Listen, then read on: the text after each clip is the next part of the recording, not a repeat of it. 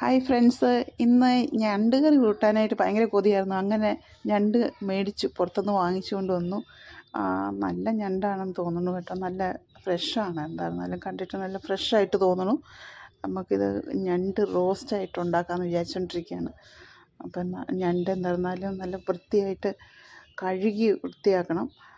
കഴുകി നല്ല നീറ്റായിട്ട് ഇരിക്കുന്നത്, എന്നാൽ പോലും കഴിയുമ്പോൾ ഒരു 5-6 പ്രാവശ്യം കഴുകി വൃത്തിയാക്കി അടുത്ത ഒരു ചട്ടിയിലേക്ക് ചൂട് കട്ടിയുള്ള ഒരു ചട്ടിയിലേക്ക് നമുക്കത് മാറ്റിയിട്ട് അതിനകത്ത് കുക്ക് ചെയ്യാം.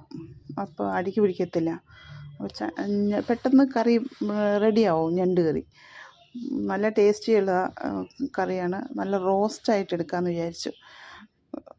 അതിന് വേണ്ടിയിട്ട് ഉള്ളി, വെളുത്തുള്ളി, കറിവേപ്പില, പിന്നെ പെരിഞ്ചീരകം എല്ലാം കൂടെ തേങ്ങ ചിരണ്ടി അതിനകത്തേക്ക് ഇട്ട് വറുത്തെടുത്തിട്ട് ഒരുപാട് വറുക്കണ്ട, കുറച്ചൊരു മീഡിയം അങ്ങനെ വറുത്തെടുത്ത് മല്ലിപ്പൊടി, മുളക് പൊടി, മഞ്ഞൾപ്പൊടി ഇതെല്ലാം കൂടെ അതിനകത്ത് ആഡ് ചെയ്ത് നന്നായിട്ട് ഇളക്കി കരിയാതെ കുറച്ച് ആ സമയത്ത് അടുത്ത് തന്നെ നിൽക്കണം, ഇല്ലെങ്കിൽ കരിഞ്ഞു പോകും.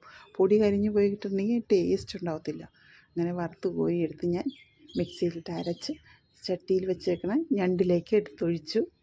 നന്നായിട്ട് തിള വന്നു തുടങ്ങി.